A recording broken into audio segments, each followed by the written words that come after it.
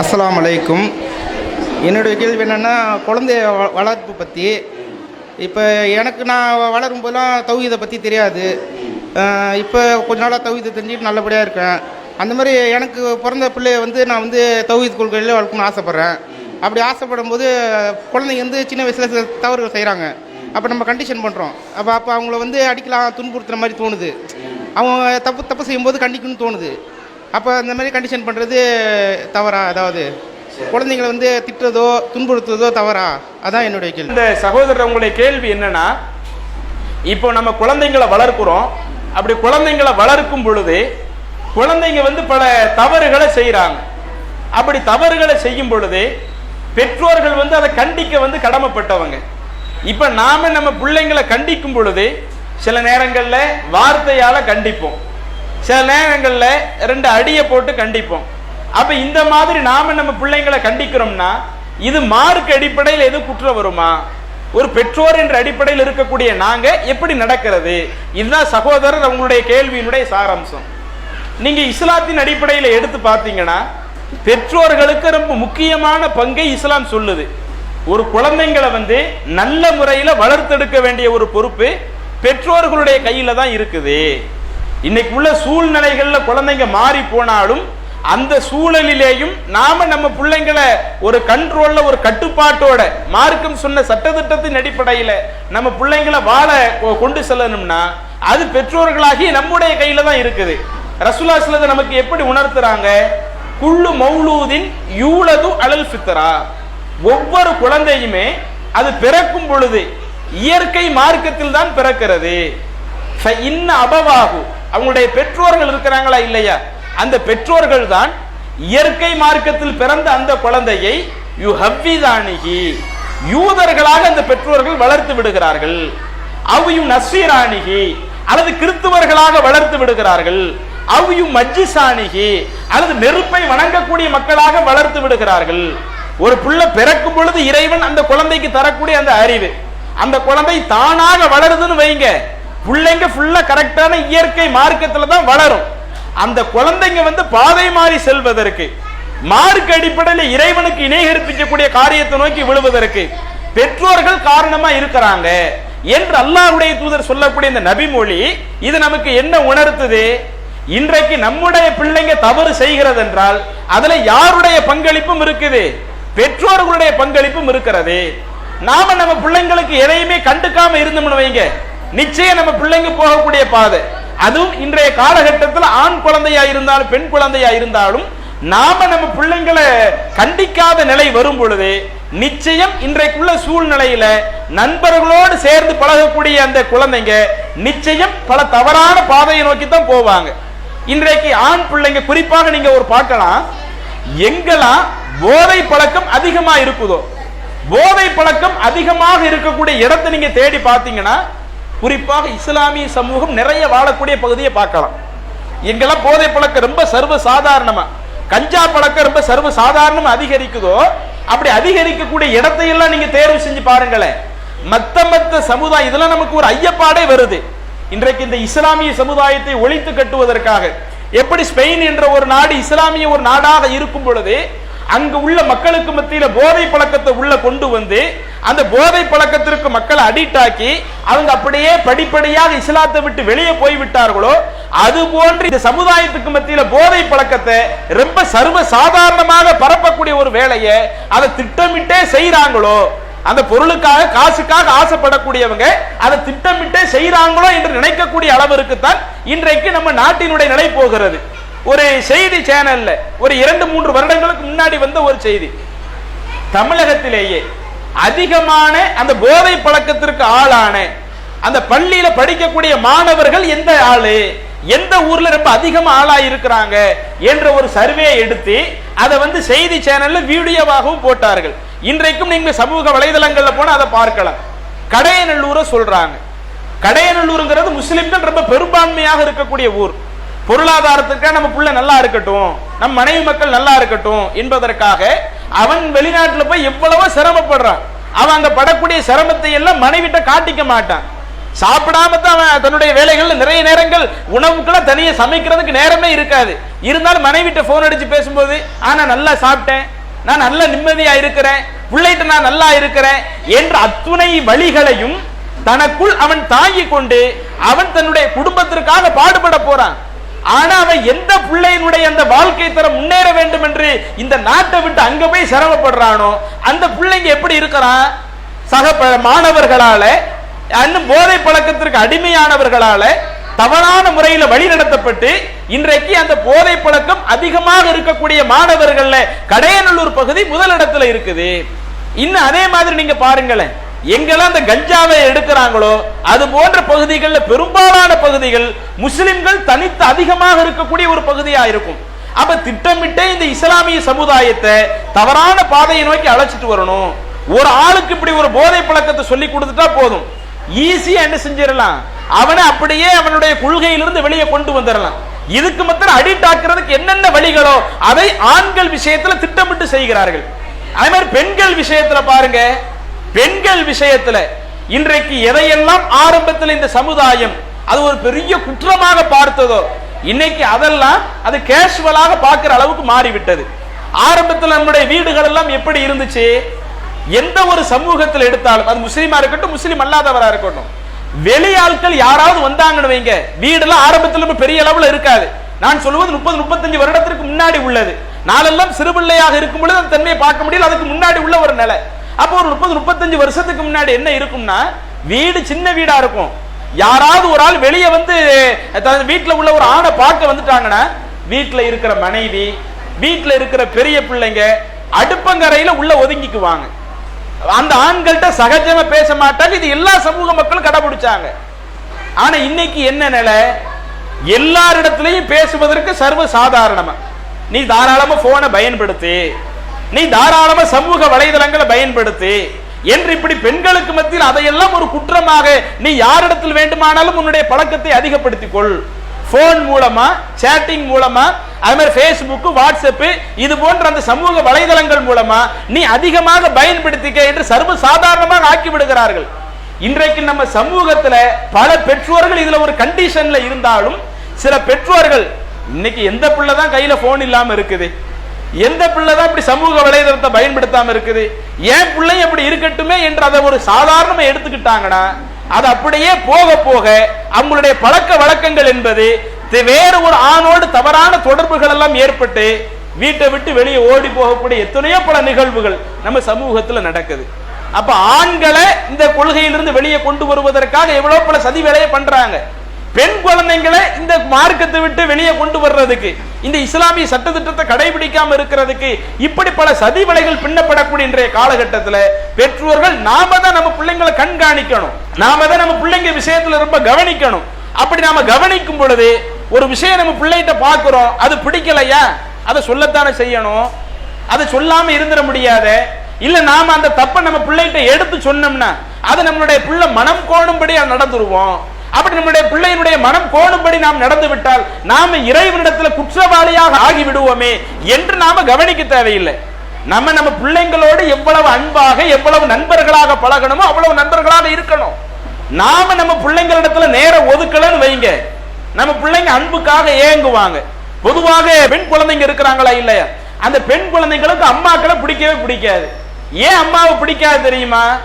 வீட்டுல துணன்னு சொல்லிக்கிட்டு இருக்கிறது யாரா இருப்பாங்க? வீட்டுல அந்த குழந்தை லேட்டா எந்திக்குதுன்னு வைங்க, அடுத்து கல்யாணம் முடிச்சு வேற வீட்டுக்கு போனா நீங்க நினைச்ச நேரம் எந்திக்க முடியுமா? சீக்கிரம் எந்திரிச்சு பழகும்பாங்க. வீட்டுல ஒழுங்க பாத்திரத்தை தேய்ச்சி கழுவல, சமைக்கல, அல்லது துணி துவைக்கும் போது எதுவும் உதவி செய்யல, இப்படியே நீ இருந்தனா அடுத்து நீ கல்யாணம் முடிச்சு கொடுத்த பிறகு எப்படி இருக்குது என்ற அந்த பெற்றோர்களுடைய அதிகமான பெற்றோர்கள் அவங்க நல்ல விஷயத்துக்காகத்தான் சொல்றாங்க. சரி நம்ம பிள்ளை திருமணம் முடிச்சு வேற வீட்டுக்கு போனா அங்க இது போன்ற எந்த ஒரு குறைபாடு வந்துடக்கூடாது, ஏன்னா இப்படி வீட்டு வேலை பார்க்கலங்கிறதுக்காகவே விவாகரத்துன்ற அளவுக்கு போகக்கூடிய ஒரு நிலையெல்லாம் இருக்குது. அப்ப அதை பெற்றோர்கள் அது போன்ற விஷயங்கள் அதிகமா எடுத்து சொல்லும் பொழுது இப்படி ரொம்ப அந்த பிள்ளைங்களை ஒரே தவறா சொல்லிக்கிட்டு இருக்கிறாங்களா, இந்த மாதிரியான நேரத்துல தான் நாம கொஞ்சம் அன்பான முறையிலையும் கொண்டு போகாட்ட ஒரே நெருக்கடி பண்றேன், ஒரே சிட் பண்றேன் என்று முழுக்க முழுக்க நம்ம பிள்ளை என்ன செஞ்சாலும் தொட்டா குத்தம் செஞ்சா குத்தம் என்று எதை எடுத்தாலும் அதை நம்ம புரிய வைக்கணும். அந்த குழந்தைங்களுக்கு புரிய வைக்கிற அளவுல கொண்டு போயிட்டா பிரச்சனை இல்லை. புரிய வைக்கிற அளவுல இல்லாம சில பெற்றோர்கள் என்ன செய்வாங்கன்னா கொஞ்சம் எக்ஸ்ட்ரீமா போய் என் புள்ள என்னை மீறி எதையும் செஞ்சிடக்கூடாது என்று எக்ஸ்ட்ரீமா போய் ஏதாவது ஒரு சின்ன செயல் செஞ்சாலும் அடிக்கிற அடி இருக்குதே, உதைக்கிற உதை இருக்குதே, சின்ன இதுல இருந்தாலும் பெரிய எக்ஸ்ட்ரீமா போயிருவாங்க. அப்ப அப்படி நடக்கும்போது என்ன ஆகும்? பிள்ளைங்க கொஞ்சம் சின்ன பிள்ளையா இருக்கும்போது கேட்பாங்க, தோளுக்கு மேல வளர்ந்துட்டாங்கன்னு வைங்க, நீங்க அந்த பிள்ளைங்களை கண்டிக்க ஆரம்பிச்சா எதுக்கு ஆரம்பிச்சிருவாங்க.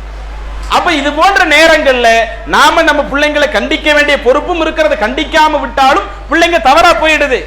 கண்டிக்கிறோம் என்ற பெயர்ல ரொம்ப எக்ஸ்ட்ரீமா போனாலும் அப்ப அந்த அன்புக்காக ஏங்கக்கூடிய அந்த குழந்தைங்க, சரி அம்மாவிடத்தில் அன்பு கிடைக்கவில்லை, அத்தாவிடத்தில் அன்பு கிடைக்கவில்லை, குடும்பத்துல யாரும் ஒழுங்கா பேச மாட்டேங்கிறாங்க.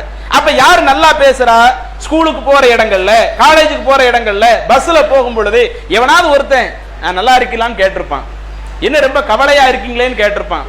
இன்னைக்கு தவறான முறையில பெண்களை அடைய நினைக்கக்கூடியவங்க எல்லாம் ஏதேனும் ஒரு அனுதாபத்தை சொல்லி உள்ள வர்றது தானே, அதுதான் அவங்களுக்கு மத்தியில் திரும்ப வேற விதமான சில சிக்கல்கள் எல்லாம் வர காரணமா இருக்குது. அப்ப இந்த மாதிரி நம்மளிடத்துல எந்த ஒரு அன்பும் அறவே இல்லாம இருந்துச்சுன்னா அதுவும் நம்ம பிள்ளைங்கள் என்ன செஞ்சிரும், அது ஒரு தவறான பாதை நோக்கி கொண்டு போயிரும். அப்ப பெற்றோர்களாக இருக்கிற நமக்கு ரெண்டு விஷயம், அன்பு செலுத்தி கொண்டு போக வேண்டிய விஷயங்களும் இருக்கிறது, அவங்க செய்யக்கூடிய தவறுகளை எடுத்து சொல்ல வேண்டிய விஷயங்களும் இருக்கிறது. அப்படி எடுத்து சொல்லி நாம கொண்டு போறதுனால நாம அல்லாஹ்விடத்துல குற்றவாளியாக ஆக மாட்டோம். ஏன்? நாம அந்த பிள்ளைங்களை நல்ல முறையில புரிய வச்சு கொண்டு போயிட்டோம்னா எந்த பிரச்சனையுமே இல்லாம போயிடும். அதனால தான் ரசூலுல்லாஹி ஸல்லல்லாஹு அலைஹி வாழ்க்கையை எடுத்து பாருங்க. அல்லாஹ்வுடைய தூதர் அவர்களும் குழந்தையை வளர்த்து காட்டினார்கள். எப்படி வளர்த்து காட்டுறாங்க?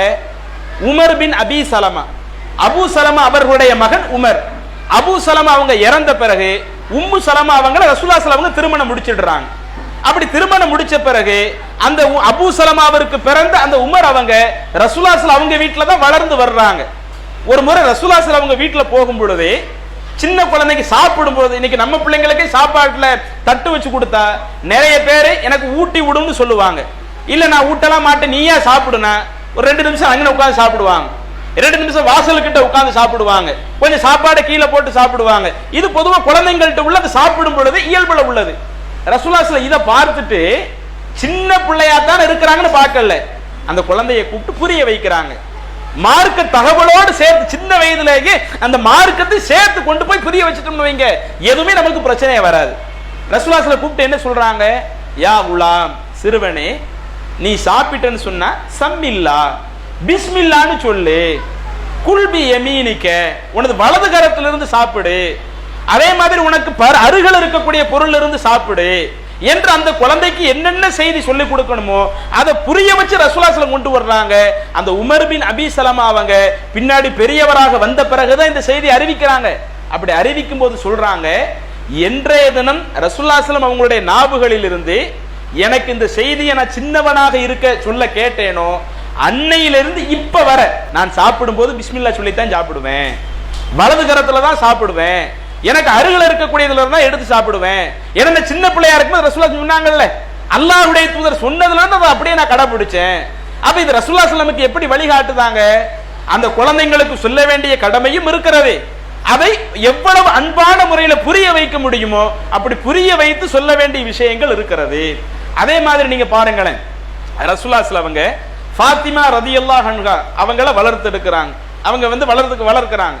இன்னும் அவங்களுக்கு இதர 3 பெண் குழந்தைங்க உயிரோடு இருக்கும்போதே, ரசூலுல்லாஹி ஸல்லல்லாஹு அலைஹி உயிரோடு இருக்கும் பொழுதே இதர 3 பெண் குழந்தைங்க இறந்துட்டாங்க. ஃபாத்திமா அவங்க மத்த ரசூலுல்லாஹி ஸல்லல்லாஹு அலைஹி அவங்க மரணித்த பிறகு ஒரு 6 மாதம் கழிச்சு அவங்க மரணிக்கிறாங்க. இந்த ஃபாத்திமா அவங்கள கல்யாணமும் முடிச்சு கொடுத்துடுறாங்க. கல்யாணம் முடிச்சு கொடுத்த பிறகு அப்போ ஒரு முறை என்ன பண்றாங்கன்னா, ரசூலுல்லாஹி ஸல்லல்லாஹு அலைஹி அவங்கள தேடி ஃபாத்திமா ரலியல்லாஹு அவங்க வீட்டுக்கு வர்றாங்க. அத்தாவை தேடி வந்து என்ன சொல்றாங்க, எங்களுக்கு வீட்டு வேலைலாம் ரொம்ப கஷ்டமா இருக்குது. இன்னைக்கு நம்ம பிள்ளைங்க சொல்லுவாங்களா இல்லையா? இன்னைக்கு வரதட்சணைன்ற பேர்ல நம்ம கல்யாணத்துக்கு முன்னாடி எவ்வளவோ கொடுக்குறோம், அப்படி கொடுத்தாலும் மாப்பிள்ளைக்கு அது பத்தமா எடுக்குது, ஆண் குடும்பத்துக்கு பத்தமா எடுக்குது. கல்யாணம் முடிச்ச பிறகு உங்க வீட்டுல அதை வாங்கிட்டு வா, ஒரு கிரைண்டரை வாங்கிட்டு வா, இந்த பொருளை வாங்கிட்டு வா. இன்றைக்கு இப்படி எல்லாம் சித்திரவதைப்படுத்தக்கூடிய நம்ம சமூகத்தில் இருக்கிறாங்க.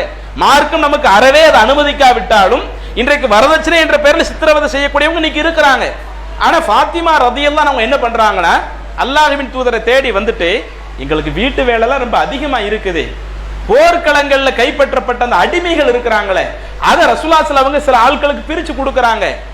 வாப்பா வந்தாங்கன்னா அடுத்தவங்களுக்கு பிரிச்சு கொடுக்கிற மாதிரியே எங்களுக்கு ஒரு அடிமையை கொடுத்தா வீட்டு வேலைகள் எங்களுக்கு கொஞ்சம் சிறப்பா இருக்குமே, அடுத்தவங்களுக்கு கொடுக்கக்கூடிய அந்த உரிமையை தான் தனக்கு கேட்கறாங்க. நான் உங்களுடைய பிள்ளையா இருக்கிறேன், எங்க அத்தா வந்தாங்கன்னா எனக்கு ஒரு 2 அடிமைகளை அனுப்புங்கன்னு சொல்லல. அடுத்தவங்களுக்கு அந்த அடிமைகளை பிரிச்சு கொடுக்கிற மாதிரியே எனக்கு அடிமையை கொடுத்தாங்கன்னா அவங்கள வச்சு நாங்க சில வேலைகளை வாங்கிக்குவோமே. அப்ப ரசூலுல்லாஹி அவங்க மீண்டும் வீட்டுக்கு வர்றாங்க. வந்த உடனே இந்த தகவல் சொல்லப்படுது. தகவல் சொல்லப்பட்ட உடனே ரசூலுல்லாஹி என்ன செய்யறாங்க தெரியுமா? சரி, கல்யாணம் முடிச்சு கொடுத்து இன்னைக்கு சில பெற்றோர் என்ன கல்யாணத்துக்கு முன்னாடி பிள்ளைங்க மேல கவனம் எடுப்பாங்க. என்னைக்கு நம்ம பிள்ளை அடுத்தவனுடைய கரத்துல ஒப்படைத்து விட்டோமோ, அடுத்தவனுடைய கரத்துல ஒப்படைத்த பிறகு இனிமே எனக்கும் என் பிள்ளைக்கான அந்த பொறுப்பு முடிஞ்சு போச்சு, இனிமே என் பிள்ளையினுடைய வாழ்க்கை அதுவா பார்த்துக்கிட்டும், தேவைப்பட்ட அந்த பினான்சியல் ரீதியாக ஏதேனும் உதவி தேவைப்பட்ட நான் செஞ்சுக்குவேன் என்று இப்படித்தான் பல பெற்றோர்கள் இருக்கிறோம். ஆனா அல்லாஹ்வுடைய தூதர் என்ன பண்றாங்க? தன்னுடைய மகளை அலி ரலியல்லாஹு அவர்களுக்கு திருமணம் முடித்து கொடுத்த பிறகும் இது போன்ற ஒரு தகவல் ரசூலுல்லாஹி கேள்விப்பட்டு ரசூலுல்லாஹி அவங்க தன்னுடைய மகளுடைய வீட்டிற்கு வர்றாங்க. தன்னுடைய மகளுடைய வீட்டிற்கு அங்க உள்ள தன்னுடைய மருமகன் அலி ரலியல்லாஹு அவர்களும் இருக்கிறாங்க. அப்ப வந்துட்டு சொல்றாங்க, இப்படி நம்ம வீட்டுக்குலாம் வந்தீங்களாமே, இப்படி ஒரு தகவலை சொன்னீங்களாமே, கேள்விப்பட்டேன். ஆமா, நான் அதை சொல்லத்தான் செஞ்சேன். அப்ப ரசூலுல்லாஹி அவங்க சொல்றாங்க, நீங்க எதை கேட்டீங்களோ அதை விட சிறந்த நான் ஒண்ணு உங்களுக்கு சொல்றேன் அப்படின்னு சொல்லிட்டு ஒவ்வொரு நாளும் தூங்குறதுக்கு முன்னாடி அல்லாஹ் அக்பர் 34 தடவை சொல்லுங்க. அதே மாதிரி அல்ஹம்துலில்லாஹ் 33 தடவை சொல்லுங்க. சுபஹானல்லாஹ் 33 தடவை சொல்லுங்க. இப்படி ஒவ்வொரு நாளும் நீங்க தூங்குறதுக்கு முன்னாடி நீங்க சொல்றது, நீங்க எதை கேட்டீங்களோ அதை விட உங்களுக்கு ரொம்ப சிறந்தது என்று அல்லாஹ்வுடைய தூதர் திருமணம் முடித்து கொடுக்கப்பட்ட பிறகும் நம்ம பிள்ளைய நம்ம எந்த அளவுக்கு கைட் பண்ணணும் என்பதற்கு ஒரு சிறந்த ஒரு முன்னுதாரணமா இருக்கிறாங்க. அப்ப அந்த அடிப்படையில இன்னைக்கு நாம நம்ம பிள்ளைங்களை வளர்க்கும் பொழுது நாம அதை நம்ம பிள்ளைங்களை கொஞ்சம் கூடுதல் கவனிக்கணும், கண்காணிக்கணும். அப்படி கண்காணித்து அதுல என்னென்ன விஷயங்களை நாம நம்ம பிள்ளைங்களுக்கு சொல்லி சரி செய்ய வேண்டியிருக்குதோ அதை நாம தான் சரி செய்ய முடியும். ஏன்னா அந்த குழந்தையை பெற்றெடுத்த தாய் தந்தை அவங்க காட்டக்கூடிய அக்கறையை விட வேற யாரும் அந்த அளவுக்கு அக்கறை காட்ட முடியாது. ஒரு குழந்தையை வளர்த்தெடுப்பதுல பெற்றோர்கள் காட்டக்கூடிய அக்கறையை விட இதர நபர்கள் காட்டக்கூடிய அக்கறை என்பது ரொம்ப குறைவாத்தான் இருக்கும். அப்ப நாம ரொம்ப மூர்க்கத்தனமாகவும் நடந்துடாம, ஒரே கண்டிப்பு என்ற பெயர்ல ரொம்ப கடுமை காட்டி விடாமல் நாம இந்த மாதிரி கொண்டு செல்வது அது மார்க்கடிப்புல பிரச்சனை இல்லை, இன்னும் அது நமக்கு ஒரு பொறுப்பாகவும் இருக்குது. இன்னும் நீங்க பாத்தீங்கன்னா ரசூலுல்லாஹி அவங்க காலத்துல சஹாபாக்களும் எப்படி இருந்தாங்க என்பதற்கு ஒரு நபிமொழி. அனஸ் ரலியல்லாஹு அவங்களுடைய தாயார் அறிவிக்கக்கூடிய ஒரு செய்தி சஹீஹ் முஸ்லிம்ல பதிவு செய்யப்படுது. அவங்களுடைய மகன் அனஸ் அவங்க சின்ன பையனா இருக்கிறாங்க. சிறு பையனா இருக்கும் பொழுது பொதுவா பிள்ளைங்களை வெளியே நாம விளையாட்டுக்கு அனுப்புவோம், குறிப்பிட்ட நேரம் விளையாடிட்டு பிள்ளைங்க வீட்டுக்கு வந்துருவாங்க. அதே மாதிரி அனஸ் அவர்களும் ஒவ்வொரு நாளும் வெளியே விளையாட போவாங்க, விளையாட போய்விட்டு குறிப்பிட்ட டயத்துல வீட்டுக்கு வந்துருவாங்க. ஒரே ஒரு நாள் அவங்க வர்றதுக்கு லேட் ஆயிடுது. அப்ப எந்த அளவுக்கு பிள்ளைங்களை கண்காணிச்சிருக்கிறாங்கன்னு பாருங்க. இன்னைக்கு அந்த மாதிரி பெற்றோர்கள் மனைவிமார்கள் கண்காணிக்கிறாங்களா? நாம பொருளாதாரத்திற்காக ரொம்ப சிரமப்பட்டாலும் நாம நம்ம பிள்ளைங்க விஷயத்துல இந்த மாதிரி கண்காணிக்கிறதுக்கு நாம் முயற்சி எடுத்திருக்கிறோமா என்பதற்கு தான் இந்த ஒரு ஒப்பீடு. ஒரே ஒரு நாள் விளையாட போயிட்டு லேட் ஆகுது, வீட்டிற்கு மகன் லேட்டா வந்த உடனே கேட்கறாங்க, எப்போது கரெக்டா வரக்கூடிய நீங்க இன்னைக்கு ஒரு நாள் லேட் ஆச்சு, என்ன காரணம்? அப்ப அவங்களுடைய மகன் சொல்றாங்க, நான் வெளியே விளையாடி கொண்டிருக்கும் பொழுது நபி ஸல்லல்லாஹு அலைஹி வஸல்லம் அவங்க வந்தாங்க, என்னைய ஒரு வேலைக்காக அனுப்புனாங்க, அந்த வேலையை ஃபுல்லா செஞ்சு முடிச்சுட்டு நான் வர்றதுக்கு லேட் ஆயிட்டு. அப்ப அதற்கு அடுத்து அவங்க அம்மா கேட்கறாங்க, ரசூலுல்லாஹி வேலை அனுப்புனாங்களா, என்ன வேலையை சொன்னாங்க? அப்ப இந்த சிறுவர் சொல்றாங்க, இன்னஹா சிர்ருன், அது ரகசியம், அல்லாஹ்வுடைய தூதர் யார்கிட்டையும் சொல்லக்கூடாதுன்னாங்க, நான் உங்கள்கிட்ட சொல்ல மாட்டேன் அப்படிங்கிறாங்க. அப்ப அந்த தாயார் சொல்றாங்க, அப்படியானால் அதை என்கிட்டையும் சொல்லாதீங்க, வேற யாரிடத்திலையும் சொல்லாதீங்க என்று சொல்லக்கூடிய இந்த நிகழ்வு நீங்க சஹீஹ் முஸ்லிம்ல பார்க்கலாம். அப்ப இந்த ஒரு நபி மொழி பெற்றோர்கள் எப்படி இருக்க வேண்டும் என்பதை நமக்கு காட்டுது. ஒரே ஒரு நாள் தாமதமானாலும் அதை கண்காணித்து அதை ஆரம்பத்திலேயே அதை கண்டறிஞ்சிடறாங்கல்ல. இன்னைக்கு நம்ம பெற்றோர்கள் இதை செய்யறது இல்லை.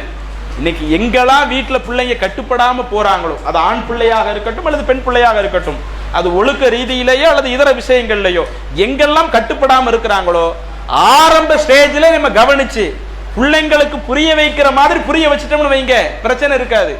நம்ம எல்லாம் எப்ப கவனிப்போம், எல்லாம் முத்தி போயிரும்.